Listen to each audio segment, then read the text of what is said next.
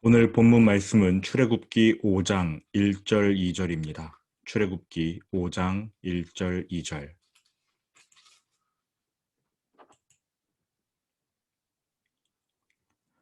출애굽기 5장 1절 2절 말씀을 합독하겠습니다.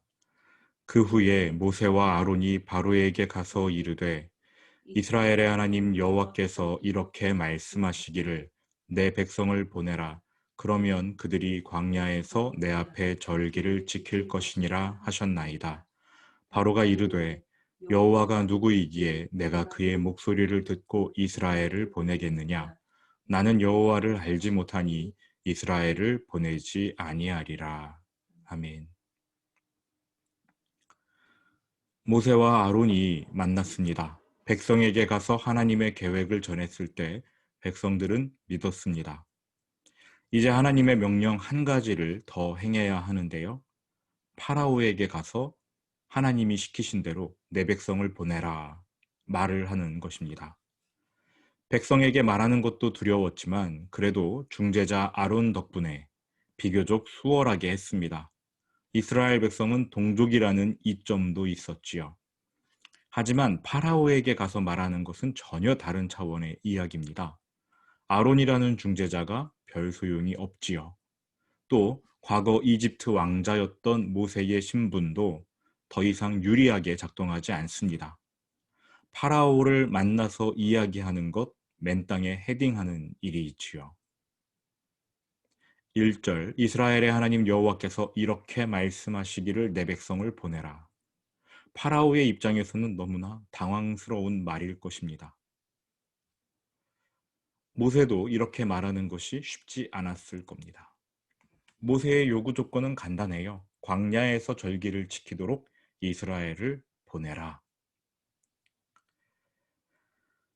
여기서 이스라엘의 하나님 여호와께서 이렇게 말씀하시기를 하며 운을 띄웠는데 이 대목이 중요합니다. 이스라엘의 하나님 여호와께서 이렇게 말씀하셨다.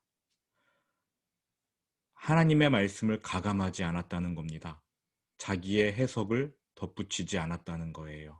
액면 그대로 전했습니다. 말씀의 권위를 내세운 겁니다. 모세에게는 아무런 권위가 없습니다. 모세가 배웠던 학문적 지식, 지금까지 살아온 삶의 연륜, 이러한 것들이 권위를 주지 않습니다. 지금 모세가 권위자로 나선 것은 하나님의 말씀을 받았기 때문이지요. 우리도 마찬가지입니다. 우리에게 권위가 있다면 우리의 삶의 족적이 권위의 근거가 되는 것이 아니라 하나님께서 우리와 함께 하신다는 사실이 우리에게 권위를 주는 것이지요. 하나님 말씀이 우리에게 권위가 되는 것입니다.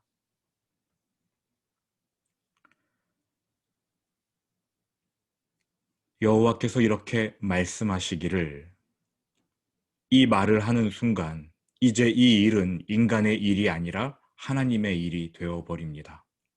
불타는 떨기나무에서 하나님과 대화할 때 모세는 처음에 이 일을 자기의 일로 여겼거든요. 그러나 이제는 하나님께서 행하실 일로 여기고 있습니다. 이건 내가 하는 일이 아니라 하나님이 이렇게 말씀하신 것이다. 확신을 가지고 지금 이 일에 임하고 있습니다. 여러분에게도 이러한 확신이 있으셨으면 좋겠습니다. 저와 여러분 모두가 하나님 말씀을 붙잡고 하나님 말씀의 권위를 붙잡고 그렇게 살아갔으면 좋겠습니다. 모세는 지금 이 일이 인간의 일이 아니라 하나님의 일임을 명시했습니다. 하나님이 하실 일이지요. 게다가 만일 파라오가 이 하나님의 말씀을 거절하면 이후 이스라엘의 하나님이 파라오를 심판하시고 또 그가 다스리는 이집트 백성도 심판하시고 또 그가 섬기는 이집트의 신들을 심판하실 것이다. 이러한 뜻까지 내포되어 있습니다. 파라오를 심판하고 그 백성을 심판하고 그가 섬기는 이집트의 신들을 심판하실 것. 이것까지 모세가 한 번에 아울러 말한 거지요. 파라오는 자신이 다스리는 백성의 대표로서 또 자신이 섬기는 이집트 신들의 대표로서 이 말을 들었습니다. 이스라엘의 하나님 여호와께서 말씀하신다. 내 백성을 보내라. 파라오는요, 잘 선택해야 해요. 만일 자기가 믿는 이집트의 신들이 하나님보다 더 강하다는 증거가 있다면 이 말을 무시해도 되겠지요. 그러나 그러한 증거가 없다면, 또 그분의 능력을 제대로 체험한 그러한 경험이 없다면 섣불리 판단해서는 안 될 것입니다. 그런데 파라오는 섣불리 판단했어요. 모세의 말을 듣자마자 기분 나쁜 표정을 짓습니다. 성경은 설명하지 않지만 그가 내뱉은 말에 표정까지 다 담겨 있어요. 2절 보시지요. 바로가 이르되 여호와가 누구이기에 내가 그의 목소리를 듣고 이스라엘을 보내겠느냐? 나는 여호와를 알지 못하니 이스라엘을 보내지 아니하리라. 여호와? 그게 누군데?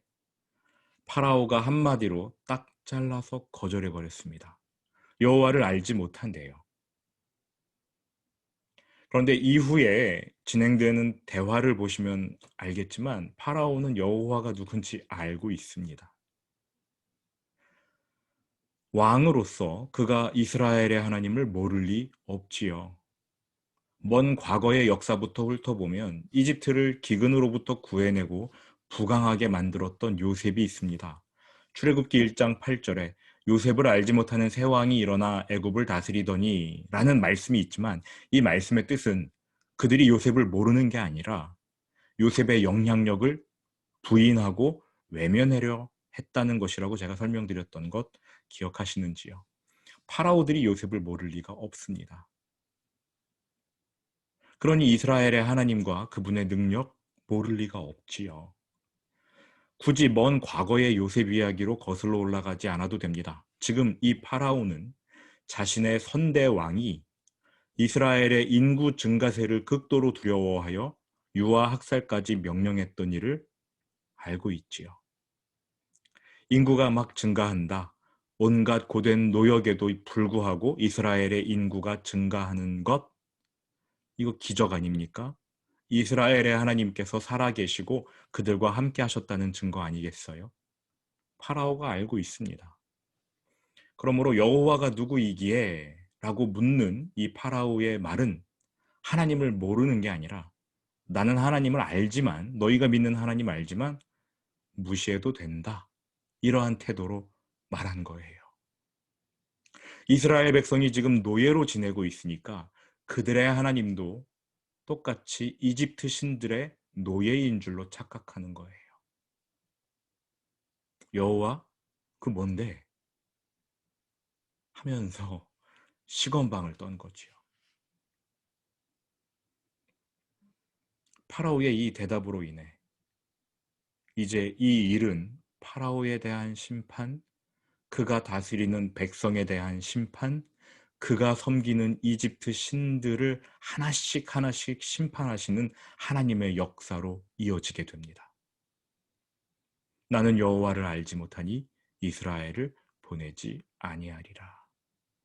성경에는 하나님의 대답이 나오지 않지만 하나님께서 그 순간 파라오에게 이렇게 대답하셨을 것 같습니다. 날 모른다고? 그래, 알려줄게. 알려줄게. 얼마나 무서운 말씀입니까? 내가 누군지 알려줄게. 모세의 입장을 한번 생각해 보시죠. 파라오가 거절합니다. 모세의 입장에서 파라오의 거절은 놀랄 일이 아닙니다. 하나님께서 일찌감치 이렇게 될 거라고 알려주셨거든요. 3장 18절 20절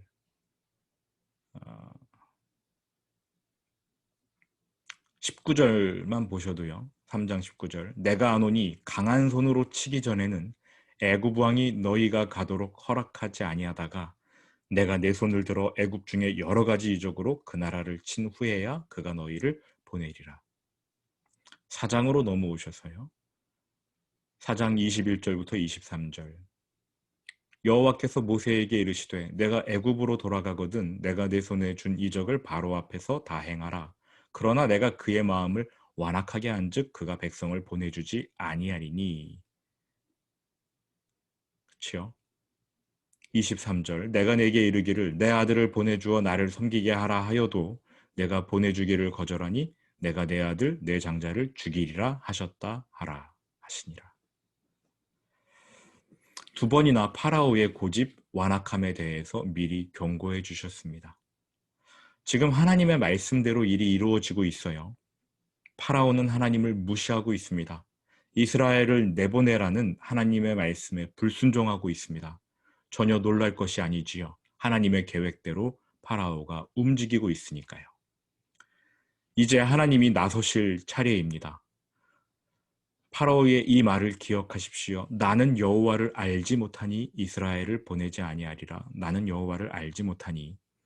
이제 파라오의 이 말은요, 앞으로 이집트 땅에 내려질 10가지 재앙의 근거로 작동합니다.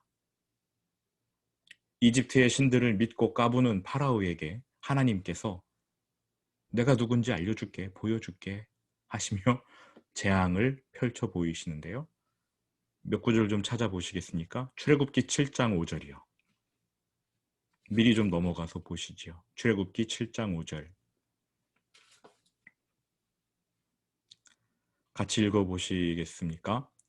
내가 내 손을 애굽 위에 펴서 이스라엘 자손을 그 땅에서 인도하여 낼 때에야 애굽 사람이 나를 여호와인 줄 알리라 하시매.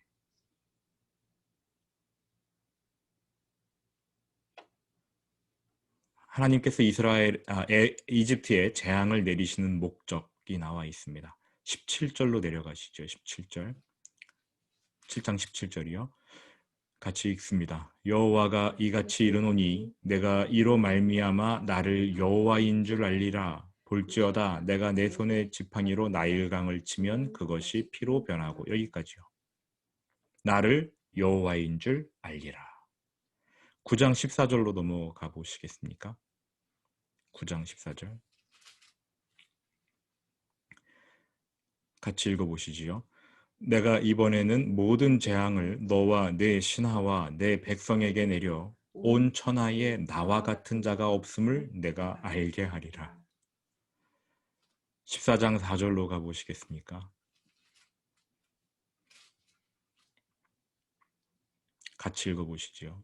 내가 바로의 마음을 완악하게 한즉 바로가 그들의 뒤를 따르리니 내가 그와 그의 온 군대로 말미암아 영광을 얻어 애굽 사람들이 나를 여호와인 줄 알게 하리라 하시매. 여기까지요. 그리고 마지막 18절이요. 내가 바로와 그의 병거와 마병으로 말미암아 영광을 얻을 때에야 애굽 사람들이 나를 여호와인 줄 알리라 하시더니. 하나님께서 애굽에 10가지 재앙을 내리신 이유, 이제 그 이유, 그 목적을 아시겠습니까? 그리고 하나님께서 이 일을 위해 바로를 세워두셨어요. 지난주에 설명드렸듯이 하나님께서 강제로 바로의 마음을 완악하게 만드신 것은 아닙니다. 파라오 스스로가 자신의 마음을 완악하게 했고 하나님은 그냥 그를 그 상태 그대로 내버려 두신 것입니다. 그 결과 파라오가 엄청난 심판을 받게 되는 거예요. 그런데 여기서 정작 우리가 궁금해야 할 것은 하나님이 파라오의 마음을 완악하게 하셨는가 아니면 파라오 스스로가 자기 마음을 완악하게 했는가가 아니라 우리가 정말 궁금해야 할 것은요. 왜 하나님께서 파라오를 곧바로 죽이지 않고 계속 놔두셨는가 하는 것입니다. 파라오는 끝까지 하나님께 대적하고 대항하거든요. 악인의 대명사입니다. 근데 하나님이 놔두셔요. 10가지 재앙이 일어나는 중에 파라오는 하나님을 아주 진하게 배웁니다. 하나님의 능력을 제대로 맛봅니다. 그럼에도 그는 끝까지 하나님을 대적해요. 하나님도 그가 회개하지 않을 것을 아십니다. 그런데도 그를 그냥 내버려 두셔요. 하나님이 진작 데려가 버리시면 모든 일이 수월해졌을 건데 하나님이 그렇게 하시질 않습니다. 그러니까 이스라엘 백성들이 계속 고생을 하는 거지요. 모세와 아론도 계속해서 대면해야 하고 파라오 때문에 고민해야 되고 고생해야 되는 건데 왜 하나님이 파라오를 계속 살려두셨을까요? 왜 파라오로 하여금 끝까지 하나님을 대적하게 만들었을까요? 도대체 하나님은 왜 파라오를 가만 놔두셨겠습니까? 진짜 무서운 말씀은 이제 나와요. 출애굽기 9장 16절입니다.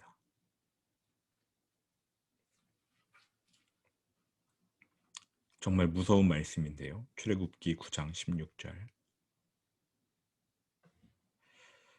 같이 읽어보시지요. 내가 너를 세웠음은 나의 능력을 내게 보이고 내 이름이 온 차에 천하에 전파되게 하려 하였음이니라. 하나님이 파라오를 세우신 이유예요. 나의 능력을 보이고 내 이름이 온 천하에 전파되게 하려고 내가 파라오를 세웠다. 이렇게 말씀하시는 거죠. 자기 영광을 드러내시려고요. 그러니까 파라오가 끝까지 발악할 것을 알고 일부러 그를 선택하여 사용하시는 겁니다. 그래야만 하나님의 능력이 점점 더 크게 나타날 수 있기 때문에 그렇습니다. 즉 하나님의 영광이 나타나도록 파라오는요, 완악한 채로 도끼를 뿜으면서 끝까지 살아 있어야 되는 거였어요. 하나님은 그가 죽을 때까지 자신을 대적할 줄 아셨습니다. 그래서 그를 오랫동안 살려두신 거예요. 그래야 그에게 더 큰 재앙을, 더 큰 심판을, 더 큰 능력을 나타내실 수 있으니까요. 어디까지나 제 생각인데 만약에 파라오가 한두 차례 재앙을 당하고 두려워한 나머지 일찌감치 회개했다면, 그러한 사람이었다면 하나님이 그를 선택하지 않으셨을 수도 있습니다. 하나님의 영광이 제대로 드러나지 않을 거니까요.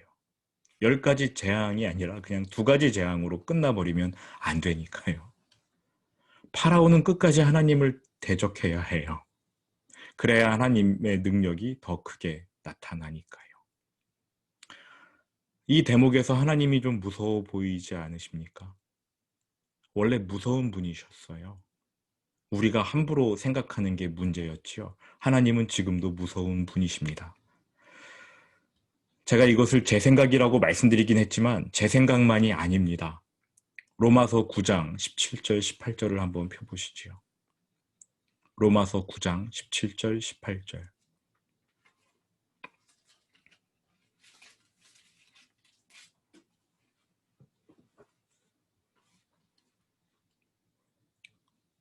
로마서 9장 17절 18절. 같이 한번 읽어보시겠습니까? 성경이 바로에게 이르시되 내가 이 일을 위하여 너를 세웠으니 곧 너로 말미암아 내 능력을 보이고 내 이름이 온 땅에 전파되게 하려 함이라 하셨으니 그런즉 하나님께서 하고자 하시는 자를 긍휼히 여기시고 하고자 하시는 자를 완악하게 하시느니라. 네. 하나님이 바로에게 말씀하신 거죠. 그런데 17절에는 성경이 바로에게 말했다라고 이야기합니다. 문서화된 거예요. 딱 공식화된 겁니다. 성경이 바로에게 이르시되 내가 이 일을 위하여 너를 세웠으니. 문서화돼서 빼도 박도 못한다는 뜻입니다. 하나님의 능력이 나타나도록 파라오가 선택받았어요. 하나님이 그를 선택하셨죠. 아, 쟤면 제가 끝까지 나를 대적할 거 내가 알아. 아, 제가 끝까지 나를 대항할 거니까 내 능력을 마음껏 발휘할 수 있겠군 하면서 하나님이 그를 선택하신 겁니다. 무서운 말씀이지요. 하나님께서 하고자 하시는 자를 긍휼히 여기시고 하고자 하시는 자를 완악하게 하신다. 바울은 지금 이 로마서 9장 말씀을 통해 하나님의 주권을 설명하고 있어요. 왜 이스라엘을 선택하셨는가? 왜 아브라함의 아들 중 이스마엘이 아니라 이삭을 선택하셨는가? 왜 에서가 아니고 야곱을 선택하셨는가? 우리는 하나님께 그 이유를 여쭐 수도 없고요. 하나님이 답해 주시지도 않고 하나님 왜 그런 선택을 하셨습니까? 라며 불평할 수도 없다. 이러한 취지로 지금 사도 바울이 이야기하고 있습니다. 왜 우리 옆집 사람은 예수님을 안 믿고 왜 우리는 예수님을 믿는가? 왜 하나님이 그 사람은 구원하지 않고 나는 구원하셨는가? 알 수 없어요. 하나님이 그렇게 원하신대요. 그걸 설명하려고 지금 바울이 파라오를 예로 든 겁니다. 하나님이 파라오를 선택하셨는데 그 이유인즉 그의 완악함을 통해 하나님의 능력을 더 크게 나타내시기 위해서이다. 하나님의 주권적 선택이다. 그의 악한 고집을 통해 하나님이 자기의 능력을 나타내시려고 그를 선택하셨다.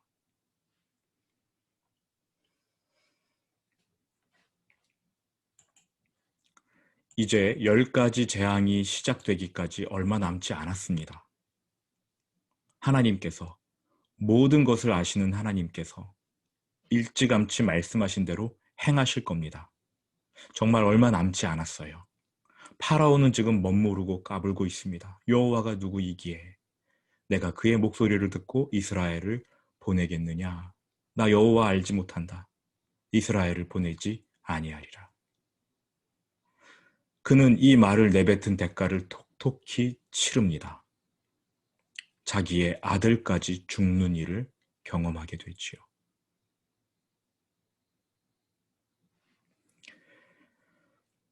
오늘 우리는 하나님의 주권에 대해서 정말 짧은 시간 단순하게 언급하고 배웠습니다. 하나님이 파라오를 왜 선택하셨는가? 하나님이 밝히신 이유가 납득이 되십니까? 자기의 영광을 위해서 파라오를 선택하셨대요.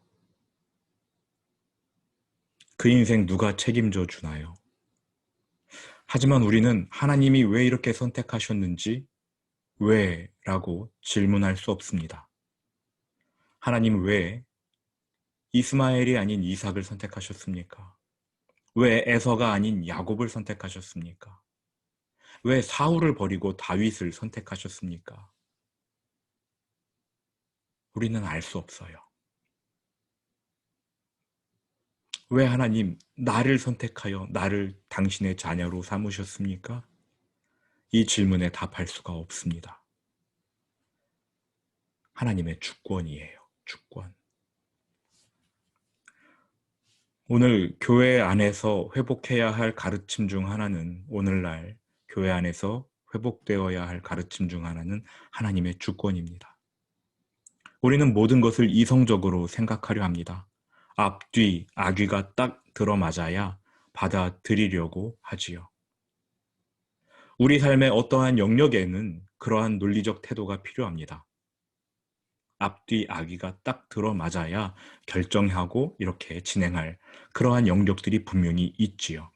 하지만 우리 삶에 일어나는 모든 일을 어떻게 다 그렇게 설명하고 이해할 수 있습니까? 어떻게 그렇게 결정할 수 있습니까? 그런데도 우리는 자꾸만 이해하려고 해요. 논리적으로 따져보려고 합니다. 심지어 하나님의 주권마저 그러한 태도로 생각하려고 합니다.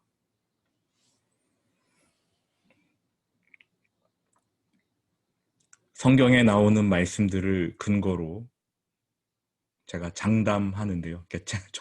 저의 말씀이 아니라 성경 말씀을 근거로 제가 감히 장담하는데 신앙생활이 길어질수록 머리로 이해 안 되는 일은 점점 더 많아질 것입니다.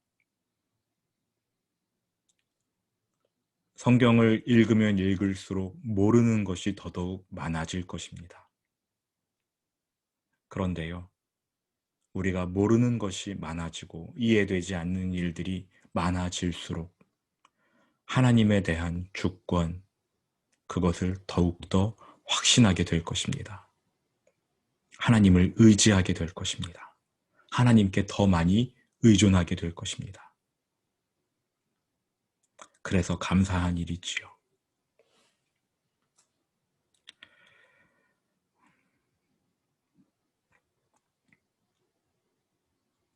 요즘에 시간이 나면 저는 봄빛교회 성도님들 중에 이렇게 어려운 상황 또 어려운 결정을 내려야 하는 그 상황들을 저라면 어떻게 할까? 제 머리로 막 시나리오를 돌려보고 그러고 있습니다. 이해가 안 되는 일들이 너무 많습니다. 그리고 저라면 어떻게 결정할까? 어떤 태도로 하나님께 반응할까? 막 몸이 떨리더라고요. 너무 답답하고 두려워서요.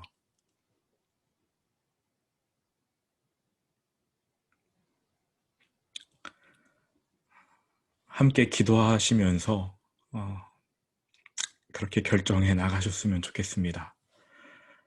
힘든 상황에 계신 것을 어, 하나님께서 아실 겁니다. 알고 계시고 그리고 도와주실 것입니다.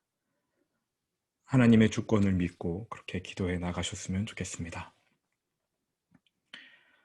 오늘 묵상 포인트는 하나님의 주권입니다. 우리가 다 이해할 수 없지만 하나님이 우리를 위해 일하신다. 이해할 수 없지만 하나님의 주권으로 우리를 선택하셨다. 이 사실을 기억하시기 바랍니다. 들은 말씀 기억하시면서 우리 주기도문으로 오늘 예배를 마치겠습니다. 하늘에 계신 우리 아버지, 아버지의 이름을 거룩하게 하시며 아버지의 나라가 오게 하시며 아버지의 뜻이 하늘에서와 같이 땅에서도 이루어지게 하소서. 오늘 우리에게 일용할 양식을 주시고 우리가 우리에게 잘못한 사람을 용서하여 준 것 같이 우리의 죄를 용서하여 주시고 우리를 시험에 빠지지 않게 하시고 악에서 구하소서. 나라와 권능과 영광이 영원히 아버지의 것입니다. 아멘.